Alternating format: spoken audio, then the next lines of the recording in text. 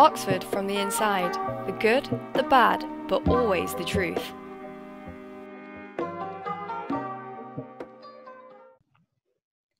Hi, I'm Abbie, and welcome to this episode of Oxford from the Inside. The good, the bad, but always the truth. Today we are joined by Jade. Jade, would you like to introduce yourself? Hi, I'm Jade. I'm in my second year studying history at St. Peter's. Brilliant. And St. Peter's is also my college. So, repping St. Peter's here. So, welcome to the show, Jade. It's honestly such a pleasure to have you with us today. And actually, quite interestingly, today we'll actually be talking about finding and exploring your interest in history. So being a scientist, this is a completely different realm to what I'm used to. So I'm actually very intrigued to see what you've got to say, Jade, especially because I've got a lot of friends who do history as well. So I'll start it off with like a nice rounded question for you then. So what is it actually like to study history at Oxford, and do you enjoy your degree? I can't really speak for how it is at other universities studying history, but I imagine at Oxford, you probably do have more one-to-one support. Obviously, you have the tutorial system, and I think Oxford has a really big history faculty, probably, don't quote me on this, but I think probably the biggest in the UK. So in terms of course options, there's so much. I think it's less sort of formally structured than Cambridge, for instance, and you do have a lot of choice in what you pick. So typically you would have about 3 essays due in every fortnight. Sometimes it's not an essay, sometimes it's a presentation you have to do, or a short talk, or a seminar, or a plan. It depends on your tutor and the paper you're taking and whatever.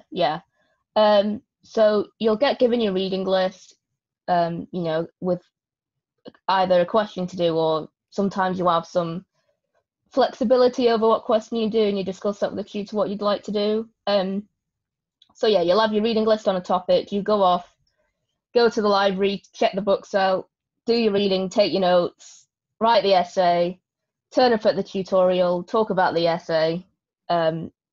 Probably not too dissimilar from, I don't know, English or philosophy or whatever, in that regard. And then we also have classes and seminars and lectures. Not for every paper, but they are.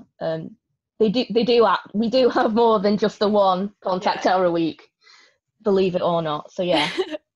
No, that sounds I enjoy it? You enjoy it? I do enjoy it. I don't think I'd rather be doing any other degree. I can't see myself really.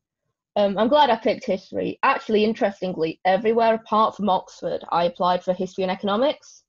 And if I talk about my personal statement and how I did to prepare, that might become quite obvious, because I did quite a bit in economic history, and but then I think I'm glad I applied for.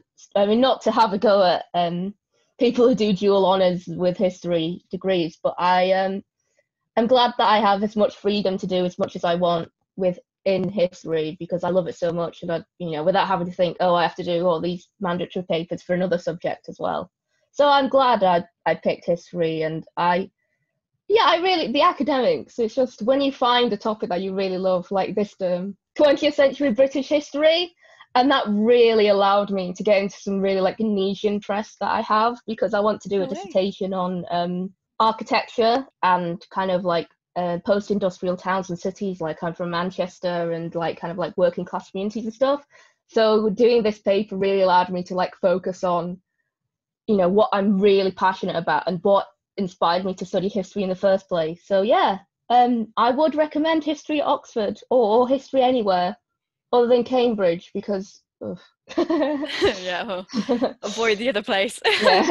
No, that honestly sounds amazing, and I would say it's definitely one of the most thorough answers to that question that we've had since we started. So no, but it's really good. They're really, really informative, and it just shows how broad history is, and how people seem to think that it is just essay after essay after essay, and maybe at face value it might seem like that, but it really is a broad, versatile degree. And personally, if I was to do a humanities subject, I think history would probably be the one I would pick because of how broad it is. So you mentioned all about Manchester and like that side of things and stuff, and I was wondering, I assume that this is your interest, right? Your sort of like what got you interested, or maybe I'll just be like, how did you go about finding your interest for history then? So what made you get into history in the first place? What made me get into history in the first place? I mean, there's an answer that many history students will give, which is horrible histories, either watching or reading the books, listening to the songs when they were a kid.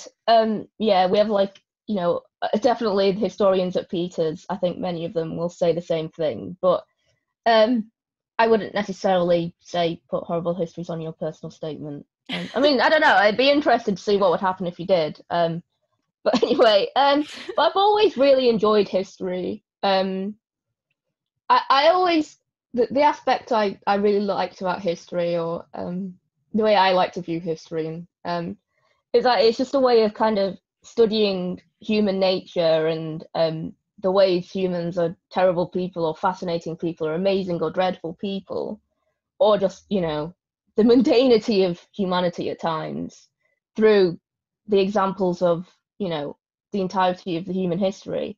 And I think so I've always enjoyed just learning about, I don't know, I mean, I find history, if you don't find history interesting, then I don't know how you can be bored by you know, all aspects of history. There's always, I mean, I'm much more of a modern historian than, say, a medievalist. But I think, you know, surely everyone enjoys history to some extent. And if you don't, obviously don't apply for it. So it's hard to explain. It's hard to rationalize why I'm into history, because I just always have liked it. I've just always been interested in it. And then I began to really think about it. Well, first of all, at GCSE, it just seemed like a no-brainer. It was always, you know, to pick it. It was always the class I was most enthusiastic about. I was most confident at history, I suppose, because I remember, like, in year 7, I wrote an essay on, like, the Spanish Armada and their attempted invasion. And my tutor was like, "This is A-level standard." Oh, wow. Like, oh wow! Oh right, that's very impressive. Yeah. So I've always been like, you know, everything else, it's sort of, you know, history's always been the one for me, which is weird because throughout the year, you know, throughout high school and even into my first year of A-levels, it wasn't necessarily the degree I thought I would end up doing.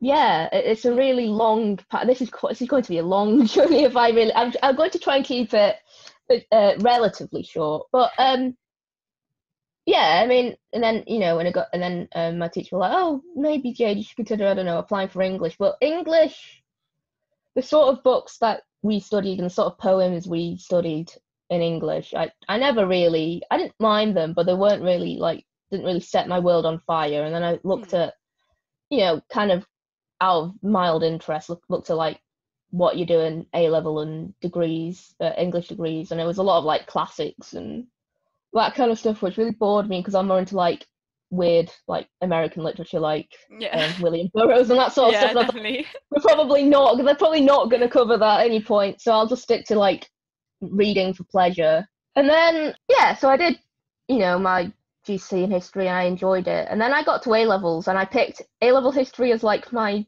fun A-level, because other than that I picked economics, maths and further maths, thinking I was going to do economics, an economics degree. And then I got about partway through my first year, I thought, I'm not actually as in love with maths as I thought I might be, and I hoped I would be, and I actually really enjoy history, and I might as well just, you know, I might as well do a degree in it because I enjoy it, and I feel like I really can put my own spin on history, which you can't really, not really as much potential for personalization and like a personal interest in maths. Well, perhaps there is, but I couldn't find it.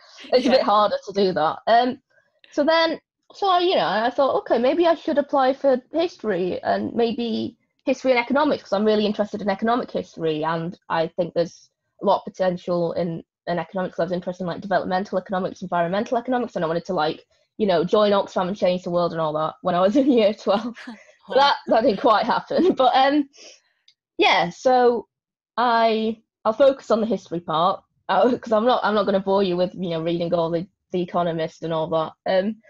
But yeah, two things I really found myself interested in history wise is sort of like, and I suppose they actually come together, sort of like the history of my heritage, because I'm like part Japanese, I'm part Dutch, I'm part Italian. Wow. But I'm also but all those aspects of me, you know, all those parts of my family came to Manchester, and I've always been deeply interested in local history. Actually, this is like a top tip for applicants. I remember when I was looking at the teacher was like going over his questions for interviews with us, and one of the questions was like, if a historian came to where you live, what would they find interesting about it? And I'm from Manchester, and you know, it's so rich historically. You could talk about the Industrial Revolution, you could talk about Marx and Engels writing the Communist Manifesto and inventing you know, really laying the groundwork for Marxism and socialism. You can talk about Manchesterism and sort of like liberal economic reforms. You can talk about the suffragettes. You can talk about industry. You can talk about post-industrial decline. You can talk about cultural regeneration. And actually, in like the first week of this term, I wrote an essay on like popular culture and working class culture, and I like part of my essay was on like the Smiths. So like you can wrote about like local culture, and of course, yeah. But then also kind of like and then I also did an EPQ, which extended project qualification. I have mixed opinions on them. I think there's a lot of value in doing an extended writing project, you know, an individual research. And I was lucky to have access to Manchester University and Manchester Met University libraries.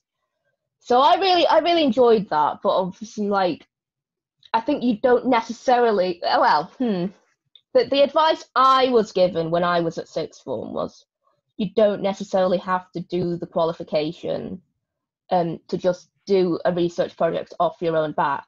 But on the other hand, you know, obviously there are benefits to doing the qualification in terms of other universities might quite like it. I think I applied to Leeds and they reduced my offer to like BBB because of it.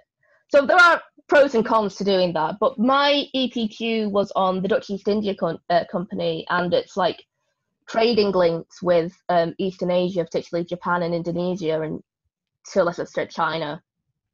And so I did a research project on economic history, and that's how I linked sort of the economics aspect of my personal statement with the history side. And I would say that is one way of really developing your interests. But I think this may be preempting a question that you may want to ask, so I'll just sort of go on it anyway. Sort of, I think once you've got that initial interest, how do you develop it academically? Because, you know, if you're applying for history at a university, the admissions team will probably assume you like history, or else, you know. Yeah. It's a lot of books you've got to read about something you really don't care about if you don't like history. Yeah, so definitely. They'll automatically, you know, get they'll be looking at your application thinking you like history in the first place. You don't have to tell them that. What you've got to do is sort of, well, I mean, all advice, I don't know if this is good advice, but I'm here at Oxford doing a history degree, so it can't have been that bad, although I must reject LSE, but oh, we don't need them.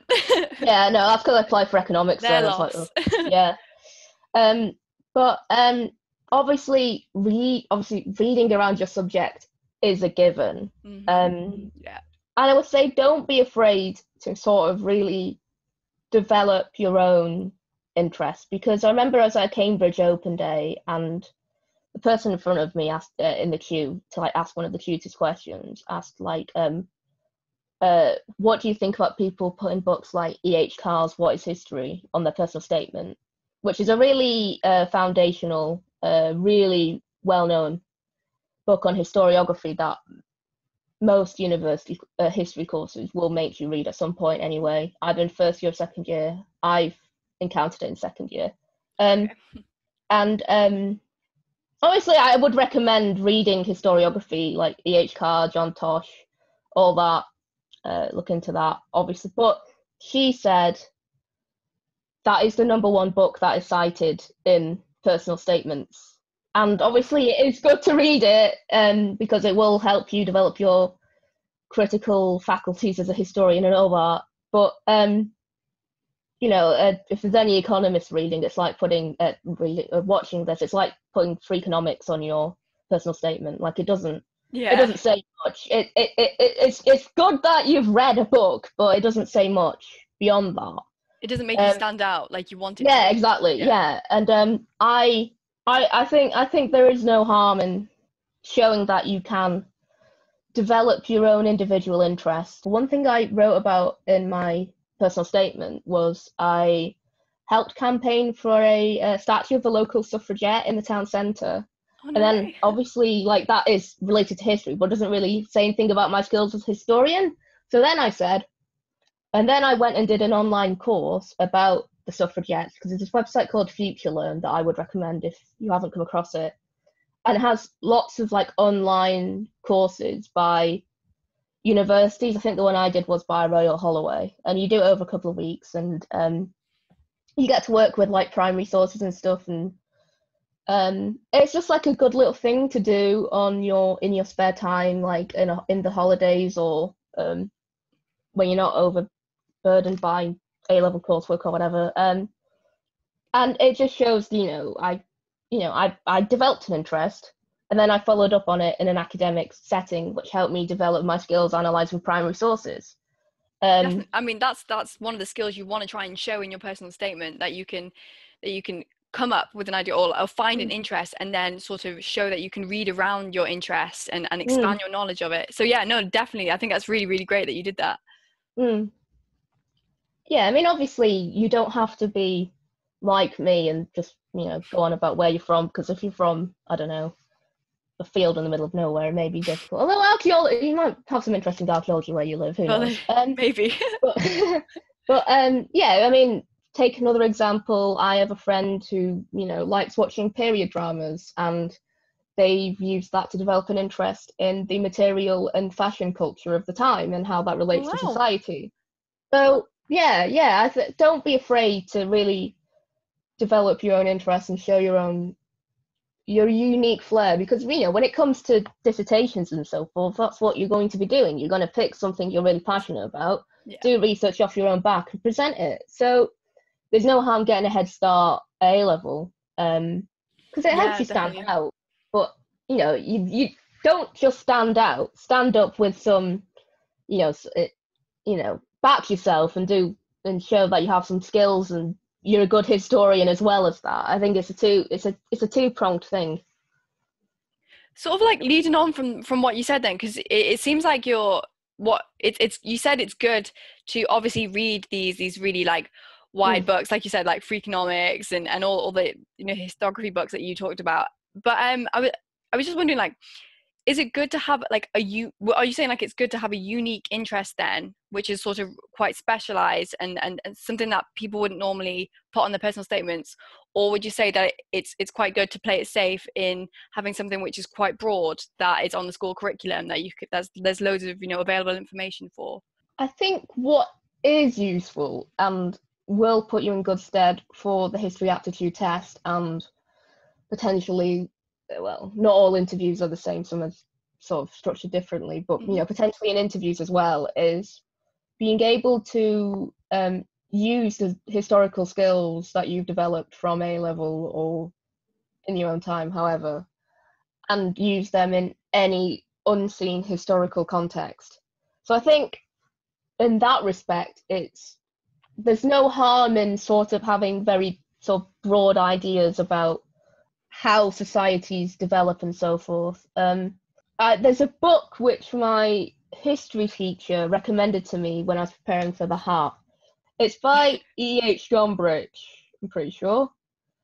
A Little History of the World. I think. Okay. And it's like a children's book, basically. He wrote it for his children or his grandchildren or whatever. My teacher at the time was reading it to her daughter, and Oh. she told us to read it just because it gives you like a broad idea about how societies develop, what are the key themes in societal development and so forth, and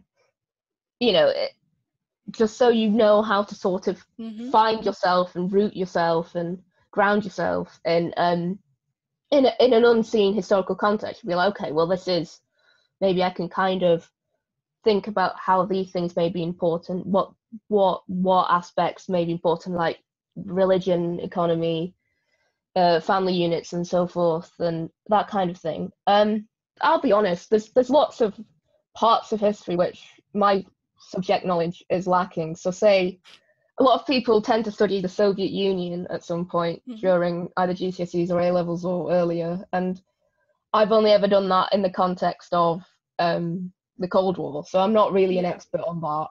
I never really did medieval history at GCSE or A level. Everything I did was like 18th, 19th century onwards. I mean, I did the Normans in like year 7, and then I did them again in first year, but I don't think what I did in year 7 massively helped. We just did about how Mott and Bailey castles were constructed, and that didn't really the typical that didn't massively come in handy when I was answering questions on the Viking invasion or whatever. So I mean, I wouldn't worry about trying to know the absolute history of the world. Okay. Because no one, there'll be history dons who won't be an expert in, I'm sure. I did my EPQ on the Dutch East India Company, and the tutors at Peters are experts on the Doomsday Book and sort of Anglo-Saxon Britain and like modern America. So that's not their that's not their speciality, and they still, actually I don't think I talked about my EPQ that much, but it's still what you can gain from studying that, and what ideas and themes you can extricate from that. It's important. And so don't worry about not knowing the ins and outs of the entirety of history. No one does. I would definitely say focus on a subject that you're passionate about.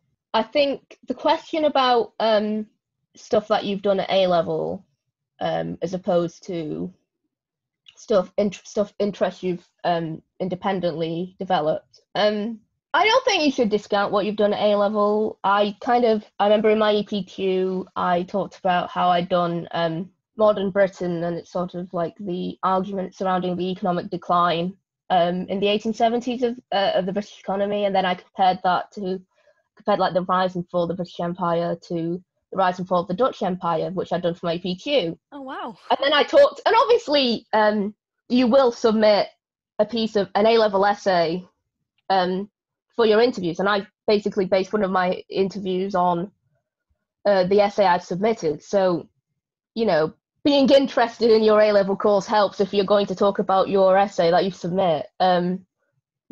Basically. Yeah. No, it sounds really cool. And I suppose it's to say, oh, you should know all of history is like saying, well, you should know everything in science, which is just it's impossible. Like you can't, like even the best lecturers out there will only know to a certain extent. They'll know the base knowledge, and that's something that you should look to maybe work towards, having maybe like a rounded knowledge of certain factors. But like obviously you have, like you said, you can have your speciality that you're interested in as well. So imagine now, so you've written your EPQ, you've applied, you're in Oxford now. What is there then, like in Oxford, like what are the opportunities that are presented to you within your degree to sort of delve deeper into your topic then? Like are there good resources provided by Oxford? What can you do to basically allow you to sort of delve deeper into your topic? Well, I mean, the library is quite nice. We have, I think, the history faculty library is the Radcliffe Camera, which is the sort of, whenever the media use photographs of Oxford, they use the Radcliffe camera. It's a Yeah. big round library. It's the centerpiece of Oxford, yeah. Yeah, so I think we're pretty blessed in that regard. We've also got, Mhm. the Bodleian Library, which has, you know, millions of books. Literally, yeah. You won't really have to buy any books. And I think, a lot of colleges have book grants, and I know the Peters librarian has been very nice in sort of ordering any books in that I think I'd quite need. That's really, really good, for yeah. me. So yeah, he's my pen pal. But Oh, yeah, I think in terms of resources, is I can't imagine anywhere being better really. yeah. We are pretty well stocked. The Peters library, big up Peters for history. It is pretty good. You don't really, even if you didn't want to, you wouldn't have to really venture out of the college library most of the time. Yeah. And in terms of sort of something that I've really enjoyed is sort of writing about history in a less academic context. Like this term, I was one of the section editors for a magazine called the Oxford History Review, where you can sort of write about history in a slightly more informal, fun way, and still sort of engage with ideas and debates around history without, being attacked for it in a tutorial. So I wrote, so some people write about like reviews of papers that they've done and like how it can be improved. So say like a British history paper, or it could have a bit more on Wales, or it could have a bit more on Ireland, or it could have a bit more on, I don't know, economics or whatever. And then also like I wrote an essay on a documentary about sort of like the New York art scene in the 1980s. Wow. Someone wrote an article about the Crown and historical fictions in the media. So there are ways to really engage with the subject. And there are other publications as well, which are a bit more formal, and you can, yeah. And then obviously you have your dissertation, which is where you really, not you're on your own, but it's independent in terms of you come up with what you want to do and you go off and research it. I mean, I haven't done that yet, so I can't really tell you what it's like to do one. Yeah. But I've heard it's fun. I've heard people enjoy it. Yeah. So and then obviously, like I mentioned, in tutorials, I think your tutors are always supportive of you if you bring in your own independent thoughts and your own take on things, your own spin. That's really why they want to take you in the first place. And if you can write about something unique and in a convincingly intellectual manner, then you'll do, you'll be all set in exams. Well, I say that within reason. So like I remember like this term I did like for my British history paper, I did an essay on why third parties find it difficult to break through in the political system. And then like I wrote about like Plaid Cymru and the Scottish National Party and stuff like that. And then like a lot of people maybe don't focus on Wales and Scotland when they're writing on the British Isles papers. So they really welcome like writing about. I remember like in first year for my Anglo-Saxon paper, I basically read every book there is, which is about 1.5, on the Vikings in the Isle of Man. I kind of just wrote an essay on the Vikings in the Isle of Man, and my tutor was like, "This is very unique." It's very unique. He quite liked it because no one ever really bothers to think about the Vikings in the Isle of Man. Yeah. No way.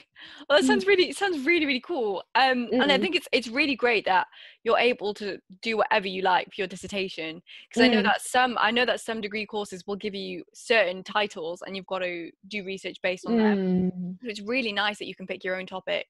I think it's so important as well, because at the end of the day, you don't want to be researching something that you really don't enjoy doing. And so, I mean, if you're interested in Anglo-Saxons at the Isle of Wight, then go for it, write your dissertation on it.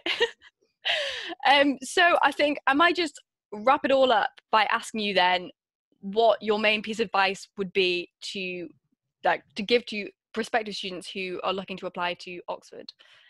So it can be like applying to Oxford in general, or or applying to history at Oxford. I feel like I should have like really like snap like one sentence answer like the top of my head, but I think my instinct is to say don't be afraid of forging your own. Maybe this is more applicable for someone doing history than say maths. Yeah, but don't be afraid of forging your own path. There is no one Oxford student. There is no one. If you talk about this subject, you will get in, and it's more intellectually valued than say. I mean, like I said, I literally had a tutorial where I talked about the Smiths and Morrissey. I don't think sort of that, and also I didn't mention this anywhere, which is unusual for me. But obviously, like I'm first gen. I applied to Oxford from a state sixth form in inner city Manchester. Luckily, it was quite proactive in helping people apply to Oxbridge. Good. But and I think the one thing they really instilled in me. Well, they instilled many things in me, but one thing I really think I've taken from my experience and carry with me to this day is the academic interest, the intellectual curiosity you have is no less valued by your interviewers than someone with a posh accent who went to Eton. Yeah, talking about definitely. Your interests, your academic achievements, they have the same weight. Well, they don't have the same weight. Well, it's weighted and everything, but that's not the right word. But like, they have this. You are no less worthy. If you have what it takes, you are no less worthy than anyone else. And thinking of applying to university, to Russell Group, to Oxbridge, it doesn't have to be Oxford. You can be, any university really. Yeah. Be proud of yourself. What your background. Like, I obviously it's easy for me to say because I'm really interested in like local Manchester history, but like, your background, your experiences, they helped forge you, and they helped forge you into give you the academic curiosity that you have, and this isn't really advice. It's just saying, but my advice is to really shorten all this rambling. It's just back yourself. Yeah. You are. Keep being curious about everything. Think about the world around you, and that's the most anyone can ask for. Yeah, no, I'd honestly agree. Like, don't look at other people who may have had, who may not have had less humble beginnings. Maybe they've been to a private school or whatever. Don't think that you're any less worthy or in any way inferior to them, because it's absolute nonsense. It's completely not true. You're there because you have an academic curiosity which matches theirs. We're all equal when we go to the interviews. And the same in the university as well. I've never experienced any sort of discrimination. So like you said, just go ahead and embrace what you're interested in and what you love, and enjoy your degree. And like you said, Oxford's not the be all and end all. And yet you should be proud of yourself wherever you apply, because it's such a great achievement. It really, really is. So yeah, that's actually all we have time for today. But we've actually learned some really, really cool and interesting stuff about finding your interest in history, and also exploring them further in university. And thank you so much, Jade, for sharing your experiences and for joining us on Oxford from the Inside. And also thank you to our followers for listening to this podcast, and also for watching this YouTube video. Also, remember to follow us on Instagram. Our Instagram handle is @OxfordFromTheInside, no spaces. And also check out our Facebook page, LinkedIn, Twitter, you name the social media, we're probably on it, for regular updates on our new content. I hope you all stay safe and well, and I hope you have a nice Christmas. And until next time, bye.